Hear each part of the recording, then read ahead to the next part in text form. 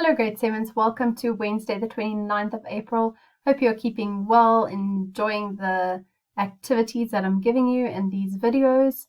I hope you had a really great day yesterday and really understood the work that we were discussing. We discussed the area and perimeter of some polygons. Today I want to just dive into a little bit more about the area of triangles.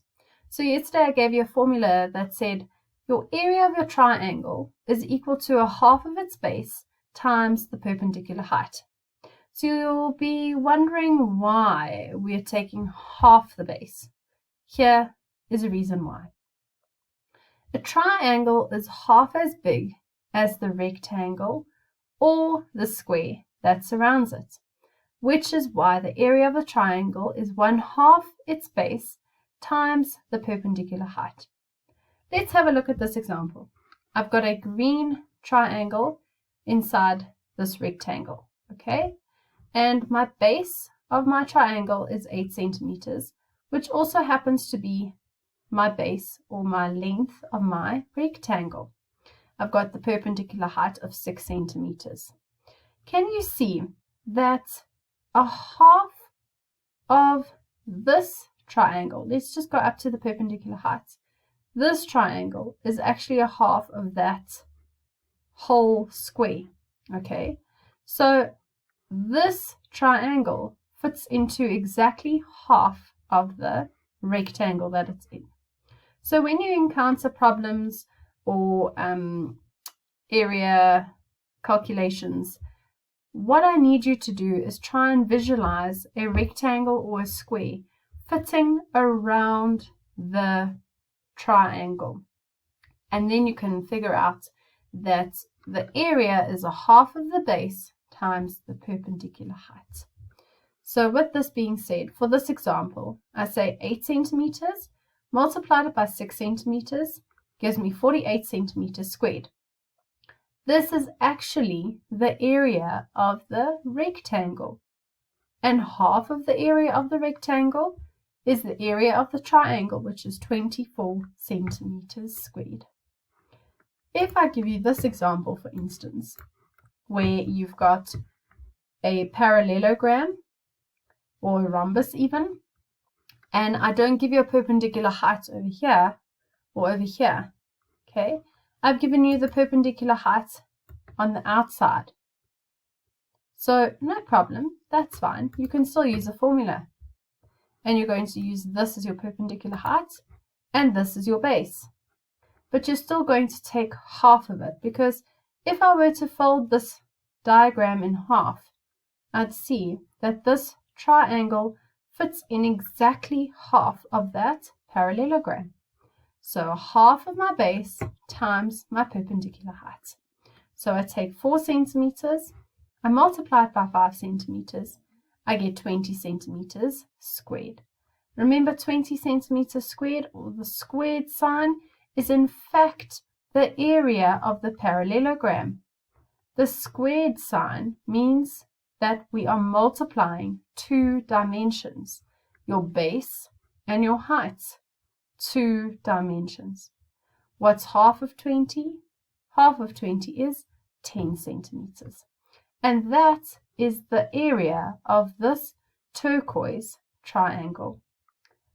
To get more practice on this, I'd really like you to do pages 120 to 123 in your GDE workbooks, please. This will give you a very clear understanding and putting into practice what you have learned in today's lesson. I also want to talk to you about how we have these types of problems where we've got a funny looking diagram and they ask you to calculate the total area of this. First, I've told you that you need to break up the diagram into possible polygons that you can see. So you're going to take your pencil and your ruler and you're going to draw a line separating these two.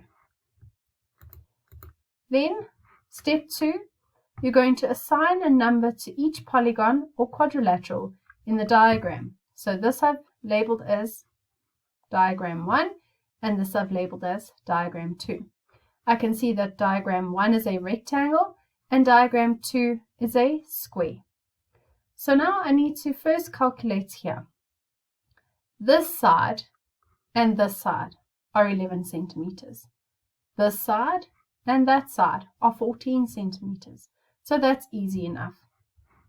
The third step was to calculate the area for each polygon or quadrilateral separately. I've calculated this on the next page. I've said area of shape 1 is our rectangle. So my formula, remember your formula first, area equals length times breadth, which is 14 centimeters. Multiplied that by 11 centimeters, and it gives me 152 centimeters squared. Remember again, your squared, 2 dimensions, length and breadth. When I look back at diagram 2, however, I see that this line measures 18 centimeters. So how do I get this measurement? I take my 18 centimeters and I subtract 11 centimeters from it.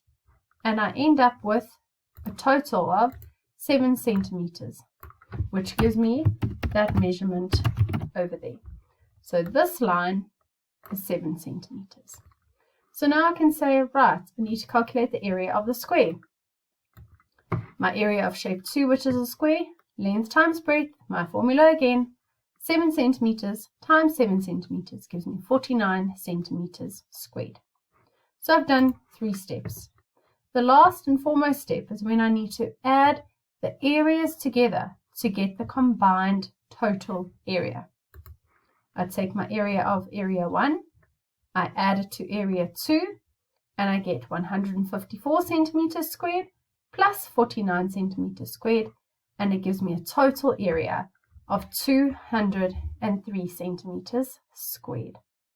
So this is how you would solve each problem that you would encounter in exercise 9.3 with combined quadrilaterals or polygons attached to one another when they ask you to calculate the area. Break it up, go step by step, and you can't go wrong if you follow the steps. Maths is all about being methodical and following the steps and getting that right. And practice, practice, practice. So don't forget to do exercise 9.1, 9.2, 9.3, as well as the GDE homework that I've given you as well for Monday. Exercise 9.1, 9.2, 9.3 are due for Thursday morning. I'm sending the memos through on Thursday, and on Monday I'll be sending the memos through for your GDE pages. I would like to end today's lesson with a quote for you. During these difficult times, you need to stay positive. You need to work hard, and with that being said, you can make it happen. So go take this motto, practice it in this next week, stay positive, work hard, make it happen. I'll see you soon. Goodbye.